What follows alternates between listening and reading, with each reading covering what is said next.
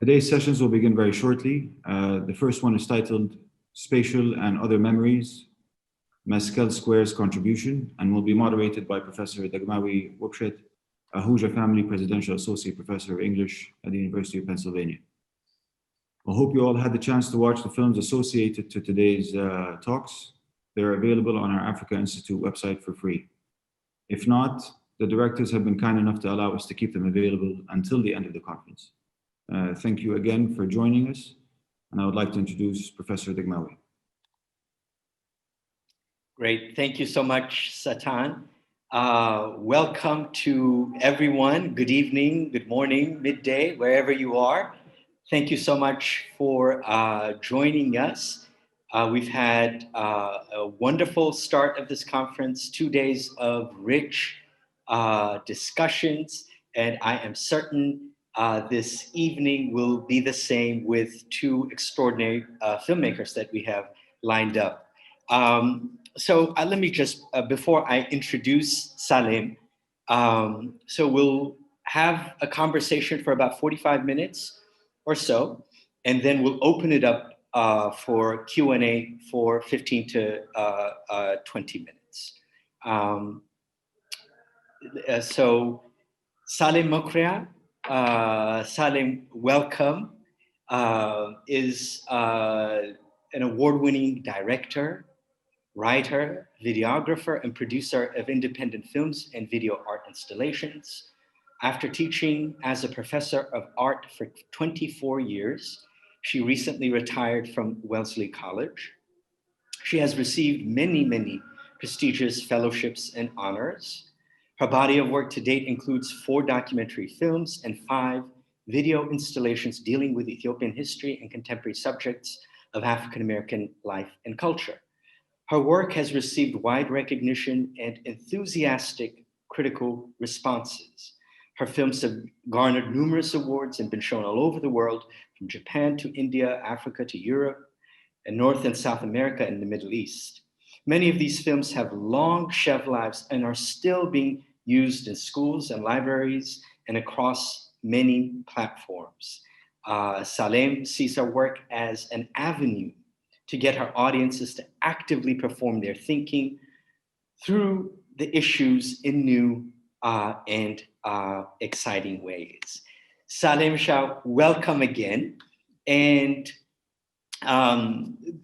what I'm going to do is, so people have had access to films, Square Stories, the trilogy, which is actually 3 different films that have been put together as a trilogy, and then Deluge. And what I want to do is start the discussion with Square Stories because that is your most recent work. And furthermore, many audiences, participants who are familiar with your work know that Deluge is the work that kind of stands in for your body of work. Although you made it in the late 1990s, in many ways, and I've heard you say this in public, it has come to overshadow subsequent, how productive you've been and the subsequent work that you've made to date since Deluge. So I don't want to step into that pitfall. And I want us to start with your most recent works. And then in the latter half of our conversation, we'll get ample time to discuss Deluge. Now, just briefly as a setup to enable us to spark the conversation, I want to say that this trilogy is an extraordinary archive, documentation of the foremost public square in Ethiopia. In case there are attendees who may not be familiar with Meskel Square, it is in the center of Addis Ababa.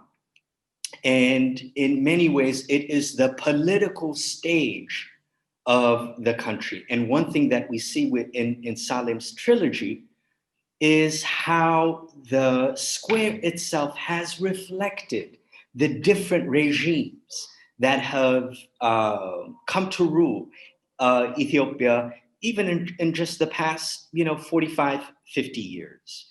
And anyone, for instance, who happened to be in Meskel Square, say in the 1960s, under the reign of Emperor Haile Selassie, would see emblazoned in relief imperial signage, the seal of the Lion of Judah.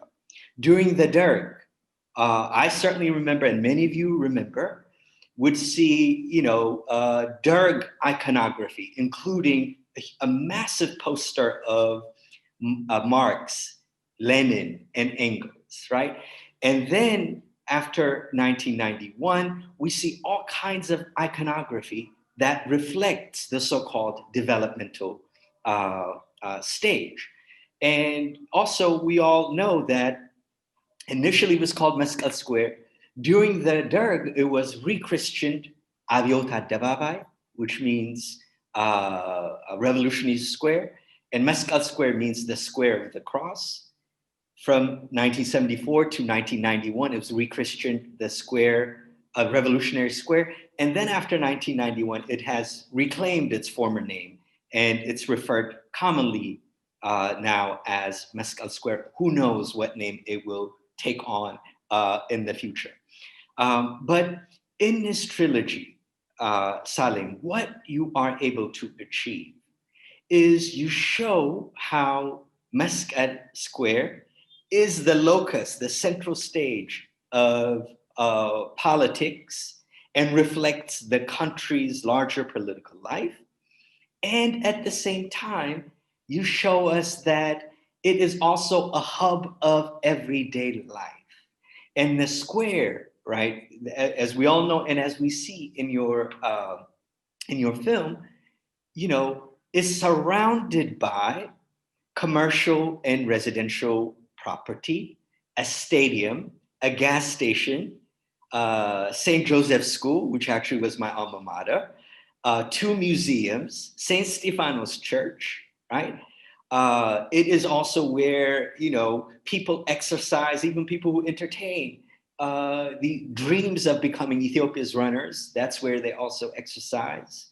It's the stage of, where we stage secular and sacred holidays. So in your films, you are able to interweave the ordinary and the political, right? The ordinary stories of everyday people who also work there, but also these larger than life, grand political themes. As I said, the films, the trilogy itself, then becomes a reflection of the banal and the political as reflected in the square. So maybe as a kind of, to start with an open question, just walk us through, right? So the first square stories you made in 2010, the next one you made in 2014, and the epilogue, the last one, you made in 2018. So walk us through. Did you always have an idea that these would be recurring films, or place us in 2010 when you started initially making square stories? Wow, that's quite an introduction. So you've said it better than I could ever say it in terms of what my thinking was in finishing these 3 films, which stand independently and also work together as a trilogy. I actually met the square, and I want to put it that way, through Deluge, because I remember as a child in the 60s going to Meskel Demara. And I think a couple of times I have gone to St. Stephanos Church as a child. But other than that, I didn't really have a strong impression of Meskel Square as this grand space on which all this history would be played out. So in 2008, I finished kind of what I used to call the landscape triptychs. And so during that time, I filmed a complete Meskel Demara, which is part of that triptych. And then for some reason, it just kept nagging at me that, Ethiopia, Imagining Ethiopia triptych was basically a very large, lens on many things that I passed through, not necessarily individually explored in any depth. And so was Meskel was part of that. But then in 2009, I went back and I just sat at the square, just to feel, what is this about this place that is being recurring in my films, but at the same time, that I really never had a good sense of what it was about. So I just had a camera, started filming people running, people just doing their own things. And then I kept going back and I kept going back. And I decided I would do a piece about it. Unfortunately, I was able to discover Wezero Fikirte, who was the daughter of Ras Birru. And that kind of gave me a historical framework in a way that I wouldn't have had if I hadn't accidentally met her. The thing that really intrigues me about Meskel Square is that at the turn of the 20th century, which was really the beginning of Addis Ababa, that's where the story started. Ras Birru's house, which is now Addis Ababa Museum, was built at that time. And it was just a dirt patch at the time. But in 1958, Emperor Haile Selassie built St. Stephanos Church. And the square started with St. Stephanos Square, not Meskel Square. Meskel Demara was being held at St. George's Church in Arada at the time. And then the emperor brought it to Meskel Square, and so it became Meskel Square. And so that was really the only use it had at the time, as far as I know. And then, of course, after the fall of the emperor, the Derg expanded it to an amphitheater, what it is now, and then became actually the locus of the performance of its power. And so those little concrete blocks that as people are stepping on to do their exercises now were built, there are 120 of them. They were built for the Derg, whose number at the time of its formation was 120, and they were supposed to sit there with the people. So, as I started discovering all this history, I became a lot more intrigued to continue. And then, of course, in 2010, there was a conference at the ECA, the Africa Hall, which was looking at the history. At the history of the Ethiopian student movement and the division between them. And then right after the conference, the ending of the conference, a deluge was shown at the square with the candlelight. So the candlelight scene in Square Stories 2010 comes from that. There was a candlelight scene with the photographs of the victims of Red Terror. And so I take that into the museum, which was built soon after, or which was just opened soon after. So it's like it was connecting things for me. And I was just going to do Square Stories 2010, and that would be it. But my misunderstanding of the story of the square at the time was that the story of the square continues. When I heard that they were going to build a light rail system, transit system through it, I had to continue. I couldn't stop at that time. So that's the genesis of how they became three. And then, of course, I had to wait for the completion of the railway system before I could stop. And so the third one shows the end of the rail system, at least as it was. But apparently now it's now becoming something else. So it's an evolving story, which I felt was very important for us to document, not just because it's an important square, the only major square in the country, not just in Addis, but also because, you know, I'm a strong believer that history is made every day, and not just by official narratives or official events, but also by ordinary people who inhabit that space.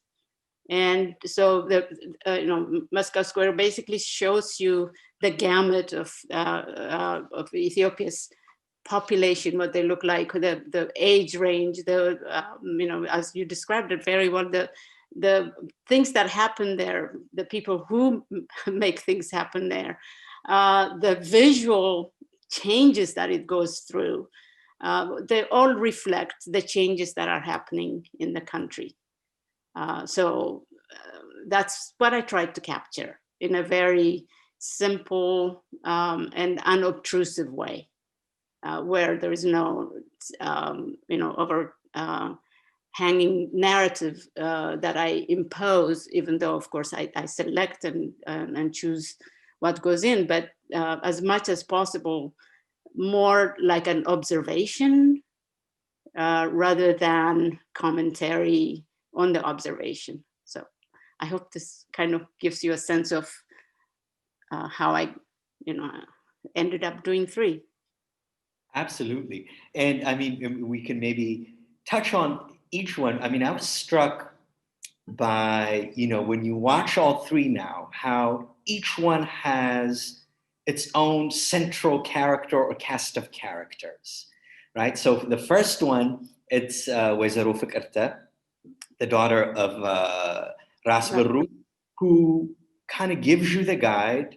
And then also kind of fortuitously, accidentally, you happen on, for instance, the young people at the Red Terror Museum who are, you know, who take out their cell phone and are capturing history that is somehow foreclosed to them, right? So in the first one, it's Wezaro Fikrta, if I had to identify the key characters. In the second one, it is the sanitation workers. And the third one, it's the trade. It's and I wonder, as you put it together, if that was by design, that to accent how each one has, even though it's expansive, to have many, many people in the backdrop, to have these key characters kind of play a lead role, if you will, including the train in the last sequence. You know, it's an observational kind of film, and you're subject to serendipitous events. And in the same way that I met Wezaro Fikrta through sheer accident, because I didn't even know she existed. And then when I arrived at the Red Terror Museum, I was at a loss as to what am I going to do with these bones. I really couldn't frame and wrap my mind around how to film it and how to, you know, the photographs were easy, but then when I went into the room where the bone collection were being displayed, I had no idea what to do. And then comes this guy with his cell phone and completely ignores me, even though he saw I was there with the camera, looked at me and then just continued to do that. And I thought, well, wow, you know, now what is this guy doing? What is he going to do with this material? So I just stayed there. And it was the best way I could have captured that scene. And I couldn't have planned it. You know, so a lot of the things that happen in all 3 of them, you know, I plan and go out, but it's not necessarily what I find. So in a live, and Meskel Square is super live all the time. You can't really direct your plans. You adapt to what's there. So that's exactly what I did. I kept adapting and finding. I remember when one of the young women runners was doing the jump rope, and I didn't know I was framing her against Manla's huge billboard, but she was there. So it was right after or right before, the more things change, the more they stay the same. She was going backwards. And what the billboard was saying was Ethiopia's future development. And, and so those things just happen. And when you find them and come home and you say, wow, how did that happen? So the two stars of the first one basically are Wezero Fikirte and that guy whose name I didn't even know because he left before I could even talk to him. And they kind of gave me the sense of how do we remember history? How do we even have our own personal memories? She couldn't remember which room was the bedroom, and she was really agitated by that. And then in the museum, there was this guy telling this story, which is not the story that we know about how people were killed by the Kabale people. So that's kind of recurring throughout all three of them, how history gets reinterpreted or erased, or at least there are efforts at erasing or at blocking the immediate past by something new. So in the second one, even though the Square Stories too, even though there were lots of scenes where street cleaners were in the background, I didn't, it's like the invisible hands, cleaning that space. I didn't really try to focus on them. So I was really finding my way in the second one, in finding the stories. And so there is a feature of Prime Minister Meles, his power even in death, and those like rows of displays that were there. And so that was kind of like, okay, here is a display of the reigning power now. The billboards were full of his images and so on. But that wasn't really the story that intrigued me at the time. That was the story of all these women who were constantly sweeping and sweeping and sweeping this square, like all day long. They sweep all day long. And then in the middle of all that, there is the construction. So those are the two major things for me that were taking place. They're cleaning constantly, the trucks were dumping constantly, and the dust and so to me that is change and resistance to the change. They're trying to keep it clean, but that place just can't be kept clean. And then, of course, the beginning of also erasing the Derg's period. You can see it, through basically there was the Africa thing that was dropped on the floor, on the ground. The arches are gone. The museum was, behind all kinds of billboards. So those are the kind of things, not necessarily hitting anybody over the head, but visually it's always in constant transformation. So the second one is really constant transformation, featuring the effort by the sanitation workers, these women, to keep it in some form of stability, but they're kind of losing a losing battle. And so I was going to finish it with that, but then the rail system was not finished, and so the next one basically becomes the story of the rail system, while at the same time it also harkens back a lot to the first one. and also to the Derg period by featuring that podium, which to me is an iconic symbol of the Derg's power. And here it is, it's completely blocked by the rail tracks. And then also the iconic image of the St. Stephanos Church, which is also completely blocked. So both the emperor and the Derg are completely blocked by this new thing, you know. And then the other thing is the St. Stephanos Church basically becomes a big advertisement for Coca-Cola. You know, so I'm playing with all those notions of history in the making and history in the process of erasure in all these three things. So those are my thinking. And again, like I said, I go out to do something and then I find other things. So the story evolves, maybe not necessarily in the order that it has evolved in my mind, but in the order of what it was that I found when I was there. Great, fantastic. I hope that kind of gives you. Absolutely.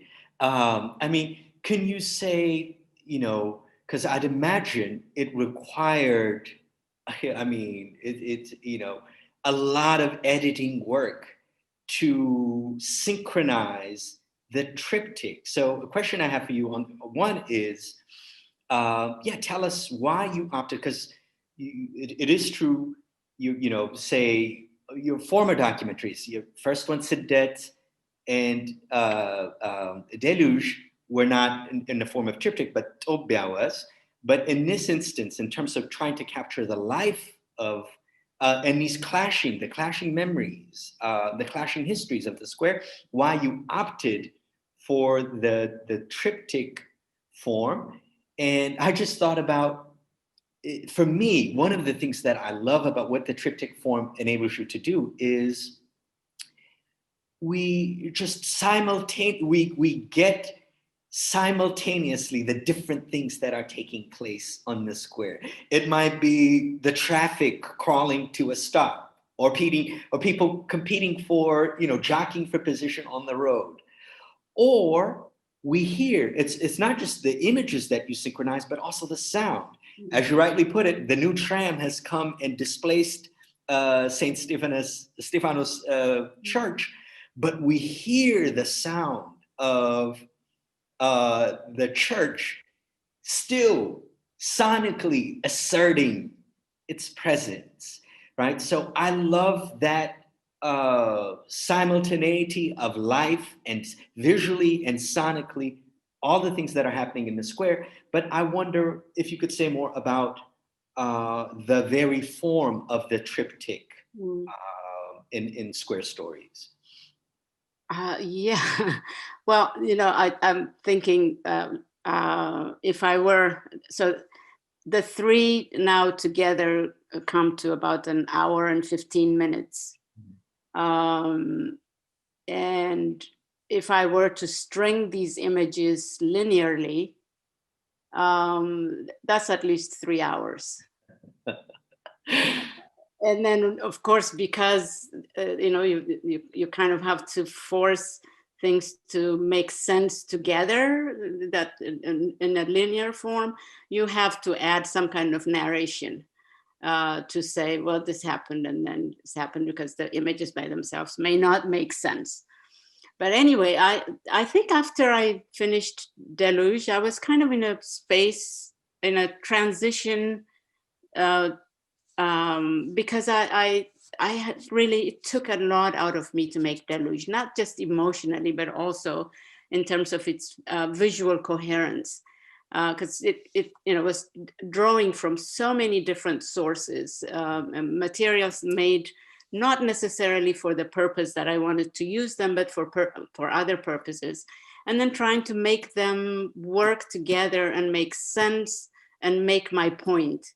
And you know, so I had to put a lot of narration, a lot of interviews, and even though I value and I work with oral narratives a lot, that also was difficult to put them together, using those visuals. So I was in a space of agitated state, and then when I got an invitation to make something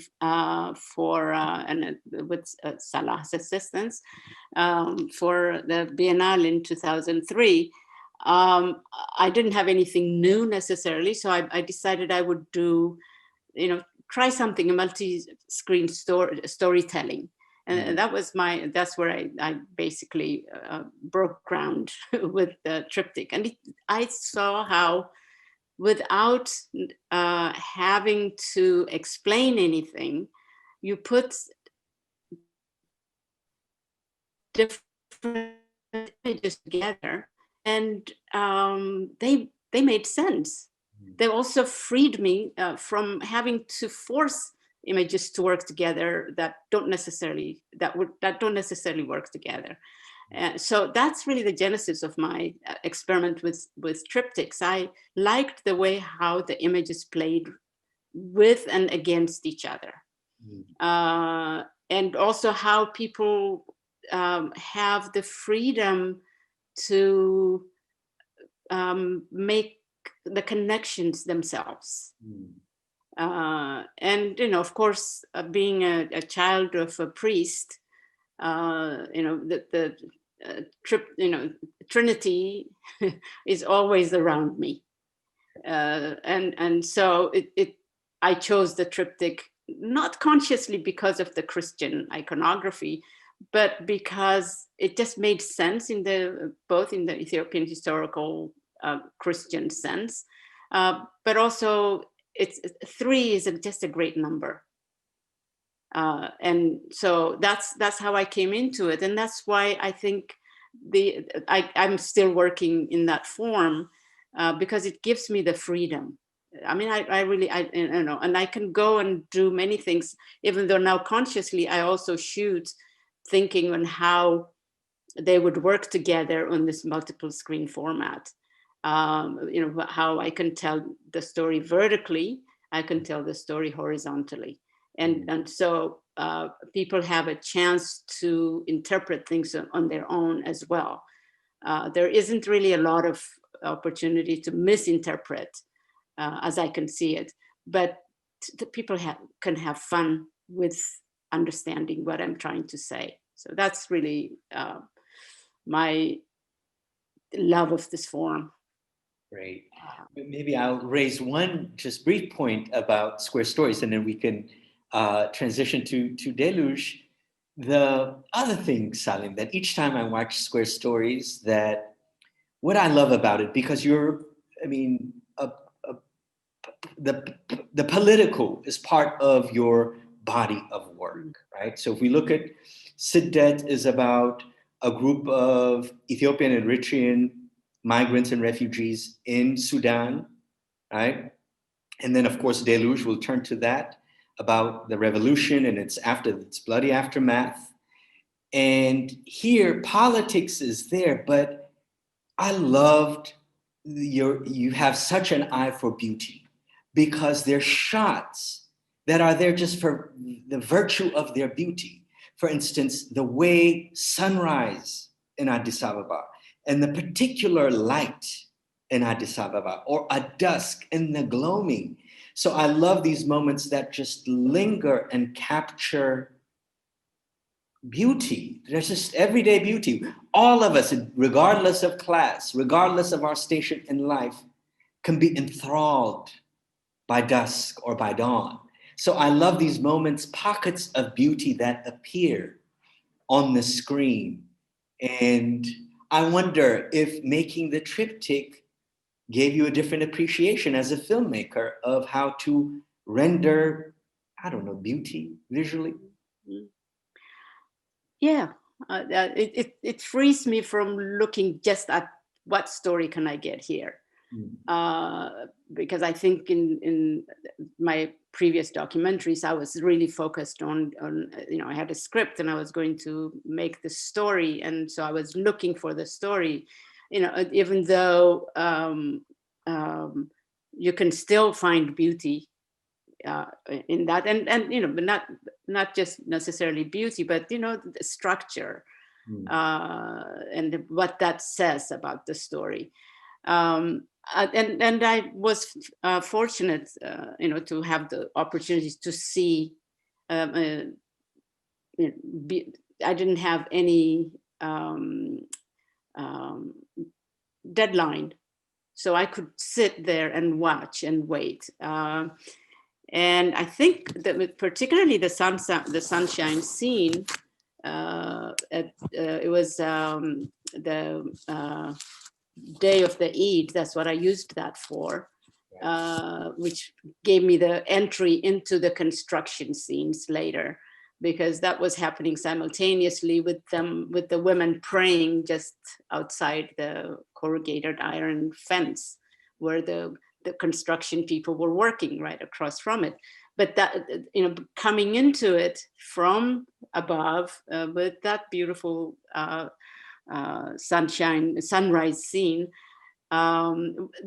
it eases your way into a not so necessarily beautiful scene and beautiful story.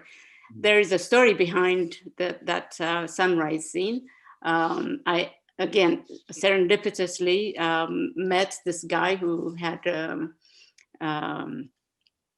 hot air balloon. It was trying out trying to start a business there, and gave me a big discount to fly with him on that.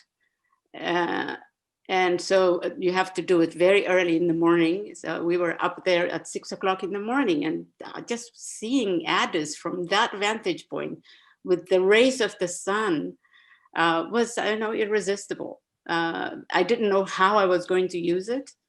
And I shot it, and it was put to great use. So again,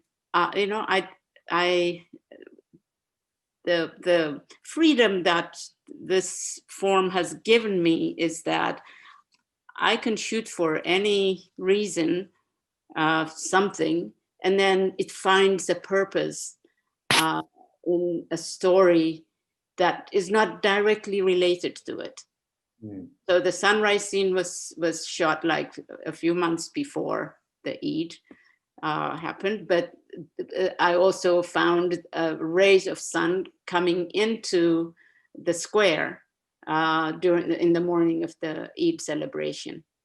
So yeah, I like that opportunity to capture things and then use them to connect the stories in a way that makes the entry into the stories easier.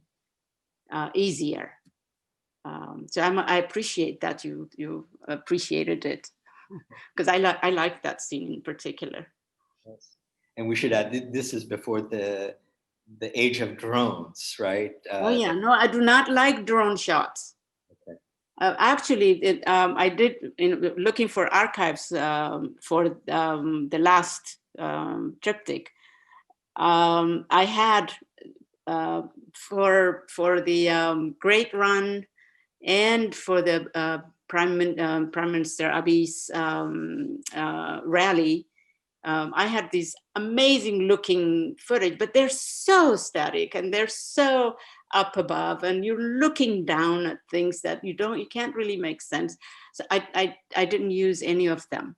Instead, I used ETV's kind of rough looking but meaningful, much more meaningful footage. So I'm not sure yet how to incorporate the shooting on drones. I kind of like that handheld, unsteady, more live way of shooting if I'm doing the shooting myself. All right, so we can maybe now transition. We can, I don't know, take the next 10 minutes or so to talk about Deluge. It's one of the most, taught. I mean, I teach it all the time, as you know, in terms of the visual record of the Dergirs, or a reflection, cinematic reflection. of the Derg years, it is one of the great examples that we have, truth be told. And again, in Deluge, I mean, we begin to see, what you do in Deluge cast a shadow in Square Stories too, because there is all this overlap in Deluge, right? There is the personal and the historical, because this is a story, at the center of the story is you and your brother, and the way in which the revolution created this rift, right, between EPRP and Mason. It wasn't just a rift among, student activists, but it was also within one single family. So there's the personal, the political. There's also the question of migration and exile, right? Your brother being in the Soviet Union, you coming to the United States and reflecting on the future of Ethiopia in the immediate wake of the Ethiopian Revolution. And also there's this wonderful blend of, even in terms of the footage, what we see, right, of archival footage, photographs from your own personal album of family photographs, footage of people, family members, your own friends and family members that you've interviewed. So just that intermeshing is something that, interweaving of all these different elements is something that certainly stands out to me about Deluge. And then the other thing is, I love how you're making a film about such a contested period in Ethiopian life, the Derg. To this day, we debate it over and over, right? And even as you're making this film, there is this humility to say, I'm not making an authoritative film about the Derg, because we see you constantly in the editing room, editing this very film that viewers see, showing us the seams, right? That there is an artifice to this film. You are constructing it, and you're not trying to reach for some authoritative document on the Derg. So that's also another element about the film, kind of self-reflexive gesture, but a humble gesture at the same time, that I appreciate about the film. So I wonder, maybe we can begin how you just are able to orchestrate all these different elements in, a film that's an hour and change.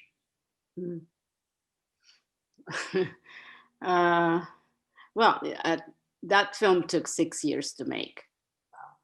And in those 6 years, a lot happened in the process. And I think part of what the editing room scenes were showing was my struggle with what it is that what it was that I wanted to say, and what it was that was happening to me in the process of this telling. I came from a filmmaking tradition of documentaries a la public television US. So my initial effort was to tell the big story of what happened when, who did what, where, and that just wasn't working for me. So sitting in front of the editing room and just saying, what the hell is this story about? What am I going to do with it? This is not working. I'm not a historian. I wasn't there, so I'm not a witness. What is this about? So after a couple of years of that kind of struggle, it occurred to me really what I was trying to do was find out what happened to my brother. And once I recovered his letters, and of course I have to give credit to my daughter, who reminded me that was really what I was doing, instead of looking at this big picture that's unwieldy for an hour film. Things opened up. Things completely opened up. And of course, it wasn't easy because, you know, as an Ethiopian, it's very difficult to talk about yourself on a film, on anything, period, as a woman too. So that was a struggle. So getting a balance between the story of the big story and then the smaller, much smaller story, which is a reflection of the big story, the family stories. And so once I discovered my brother, that I wanted to really find out what it was that prompted my brother to cut off communication with me, and then he disappeared.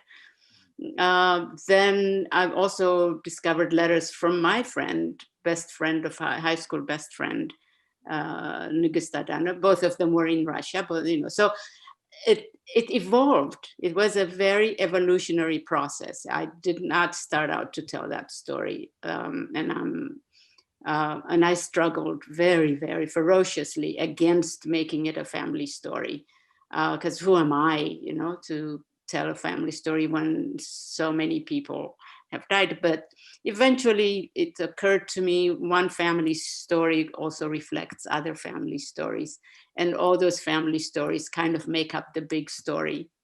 And so placing it within and playing, you know, back and forth between the big story and the family story with letters and with all kinds of different vehicles to carry the story for me. It ended up becoming what it is, and I'm actually very proud of having gone through that struggle and having learned the lessons of how to tell a big story through a family story, that I was able to, you know, at least provide a way of understanding this big story. It gives it such intimacy. If I remember correctly, in fact, the very first thing that you say in the documentary is "my dear brother." How more intimate the letter, private letter, certainly to a sibling, is among the most intimate forms of expression that we have. And I think that intimacy, even if we disagree with your take, with your representation of the dirt, that intimacy then opens up, primes us to think about this larger than life historical and political picture. And I think in different terms. I'll ask one more question and then we'll open it up to Q&A. And I've been told we can go till 7:10, by the way. I'm not hogging the conversation, everyone. The thing about Deluge, I wonder, Salim, you know, 97 when you made it, now I think we have a, you know, significant body of work by people who were part of the student movement, intellectuals, writers, or even of a different generation who are recasting that period. But I think when you made Deluge in 97, it was one of the very few texts, certainly artistic documentation, that we have of the period.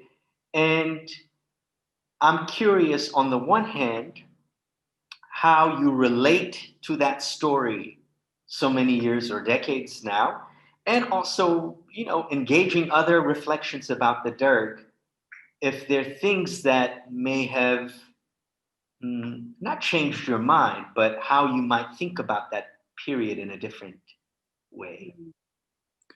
I have a tendency to watch, when I watch my films, usually to make and remake certain things and wish I had done this and I had done that. To tell you frankly, that is one film I do not remake ever. I watch, I think I did my struggle in remaking in those 6 years when I was trying to make it. And also, I think I kind of have put it to rest. And I appreciated the place I ended up in with the film. that I was able to balance it, not in an a kind of an artificial way, but in a very emotionally stable way, without judgment, either on my brother, my friend, or and if there's any agent in the story that I may have kind of put the responsibility for what happened, it's the Derg. And I think I'm in agreement with a lot of people about that. But the fact that we as young people tried to bring change to our country, and with all the associated ignorance about the culture, the history, did not, at least that generation, we were not taught our history very well. With all of that, I think the idealism on all parts, and the dedication up to and including giving your life to it, I'm in awe of that still. And I don't think there is a generation after that that has that kind of depth of feeling about country, home, people. So there's really nothing I would want to change in that film or my thoughts about the time. I mean, there are lots of stories that have come out, and I may agree and disagree, or accept or not accept, but I don't. I think I'm more interested in how we preserve the important lessons from that period. And I think my effort continues. I'm still connected to that period. I mean, you can see it all throughout the trilogy. I'm always, looking for the symbols. Where are they? What do we do with this? So yeah, I'm settled with that, and I don't really spend a lot of time rethinking about that period. Okay. I just wish we would. I really wish, for example, one of the things that disturbed me about in the square is, the Red Terror Museum is now a film center. I mean, it's completely overshadowed by film posters of some stupid romantic or action film. So those are the kind of things that bother me, that we haven't really learned a lot from that period. We also are in an active process of erasing and forgetting that story, that period. So that bothers me. I hear you. Well, we have one question, although I think we can quickly answer this, and then maybe if others have a question, we'll open the floor. This is from Girma Hailu, who says, my appreciation to Salim for this contribution. During the emperor's regime, Meskel Dababai, Meskel Square, was not only a religious gathering, but also a demonstration to showcase different institutions, creativity, including the army as the parade, and that was the same also with the Derg. Moreover, leaders of other countries were also received as they come from Bole, where school kids are lined up, if I remember correct. Was this captured in some way? And he says, sorry, I did not watch the film, but curious to hear the response. And yes, the trilogy has archival footage that does show elements, right, of parades, for instance. There is one, and this is actually an archival footage that you also used in Deluge that shows up in Square Stories. Yeah, and also there's very little that I was able to find of the demonstrations or other events in Meskel Square during the emperor's time. I left in 1967, so I missed quite a bit of the period during which there may have been demonstrations during that period before the Derg. So it's not necessarily there. That period between 1962 when it became Meskel Square and 74 when it became, or 75 when it became Abiot or Revolution Square. I don't have much material from that period. I also can't afford to buy these materials. I mean, it's also a financial and logistical issue. Okay.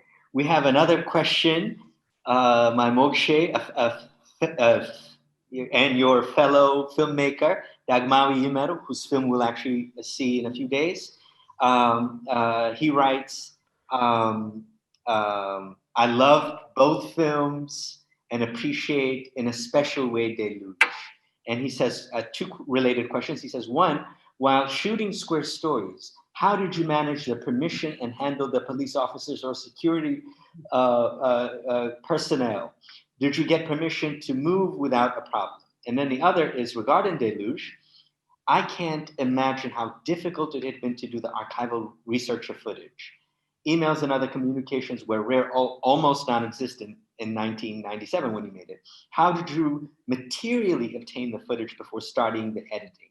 The archival material comes from at least 5 institutions in Europe, the US, and Ethiopia.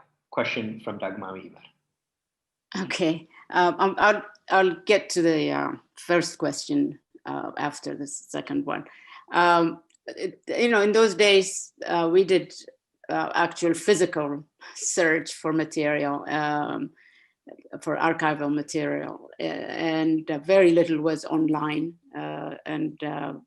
So we had to go physically to the places where there are archives most of the time. But I had the great fortune to be in Addis right after the fall of Mengistu in 1991, and was fortunate to meet the director, the manager of Ethiopian television at the time, who is now the publisher of Amar Aragawi, the publisher of The Reporter.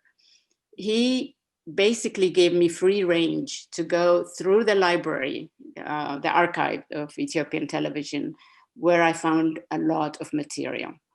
And then also there was, the archive, which was organized by one of the Rasamuru's daughters, was just an incredible resource and source. So I got a lot of material from there. And then the rest of them, I did research in UK. In the end, I couldn't get everything from Ethiopian television, so I had to buy quite a bit of material from Reuters and from ETV and from Channel 4, which supported me to make the film. So I was able to get materials from them. So it was a really arduous process, long. It also, the part of the reason why it took 6 years is, searching for and finding materials. The permissions. I mean, my friends at the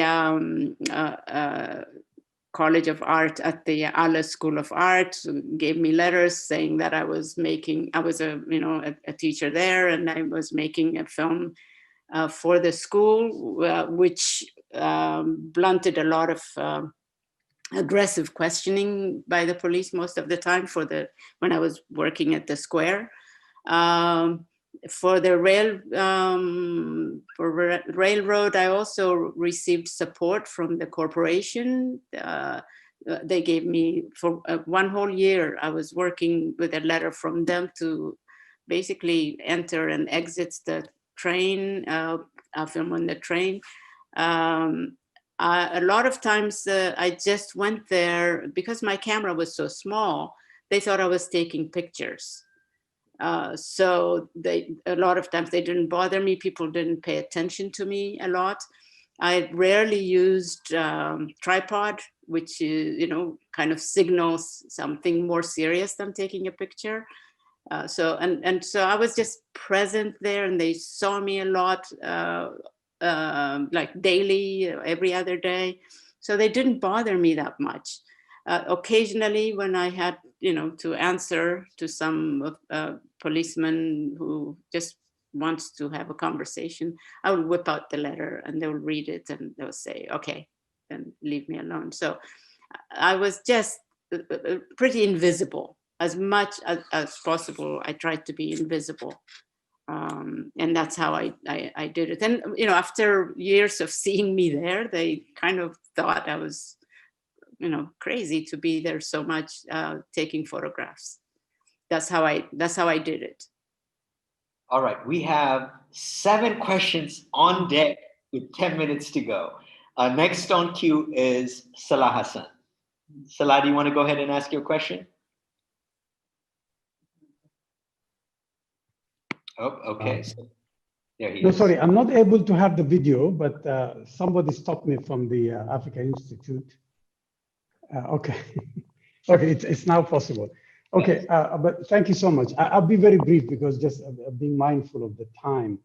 Thank you so much, Salem, you know, for and you, Dag, for this wonderful interview. There are 2 comments. Can you hear me, or you have a problem? Yes, I can. Oh, okay. Yeah, I just 2 quick comments and just a quick question also. And the 2 comments is that I just always remember with fond memories your visit to Sudan. And I say this because it just points to how countries or regional, like even if it's just collaboration, even if it's just an initiative, because at that time, it was during when al-Bashir regime opened up after the agreement with John Garang and the SPLA, and we managed to go back and start some initiative there. And it was in a small place, but I wanted to say to you that it meant a lot, because shortly after your visit with Amal Ginawi, the late Amal Ginawi, God bless her soul, she passed away a few years ago, you did this small workshop for younger women and artists. And it's amazing because at that time, of course, the Bashir regime destroyed any possibility of any film industry. We've had an earlier good generation that's well trained, but at that time, most of the filmmakers and others just either stopped filmmaking and left.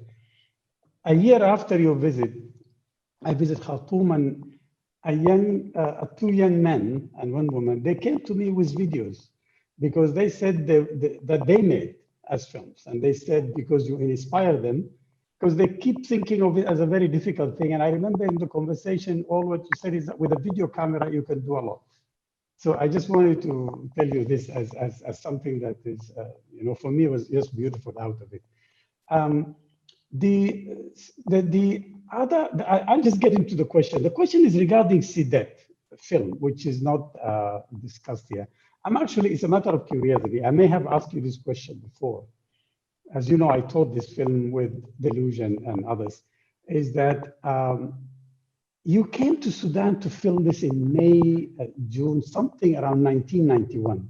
Those were the worst years of the oppressive regime of al-Bashir, because those, we call it the years of consolidation, like the year of Beled in Morocco, and so those places. Most oppressive, killing, torture. Then yet you managed to come and visit, do this film, and then also because the regime, like Nimeri in the past, this al-Bashir regime also used to have this interesting relationship with Ethiopian and Eritrean refugees. And it's always manipulated in a way where sometimes they were attacked. For the most part, I mean, I think Sudanese and Eritreans get along very well when they live in neighborhoods. It was not a hostile, relationship to them as foreigners. But the regime sometimes use people, and sometimes they attack them. They kind of remove them in a big, out of Khartoum, back to Gadarif and other places. I was wondering, how did you manage to film this in the context of al-Bashir government?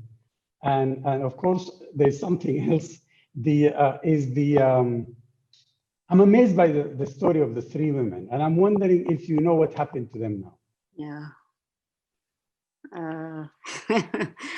Well, just to preface it, the Eritrean People's Liberation Front and their development association, that's who helped me get into the Sudan, because they wouldn't give me a visa to go from here. That was in 1990. I went for research in 1989, just before the change. And then I went to film in 1990. And ERA, Ethiopian Relief Association, that's who helped me get the visa. Basically, they were in control of many things at the time in Khartoum in particular, and all the refugee areas at the time. So that's how I did it. They told me after we left, we were the last film crew to leave with their films. We were so fortunate. We only had one can of film that was destroyed, but everything else came out, thanks to British Airways and thanks to the ERA people. That's how I did it. I don't think that the government really knew that I was not affiliated with the Eritrean Liberation Front or the Eritrean People's Liberation Front. The three women, again, you know, it was that film was made under a lot of duress. Movement was very difficult. Talking to the refugees was very difficult. What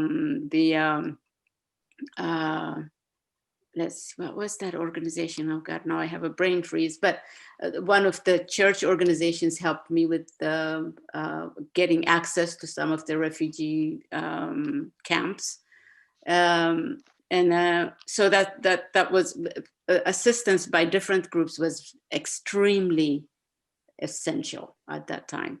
And I kept a very low profile, and many stories about that time, how we did it.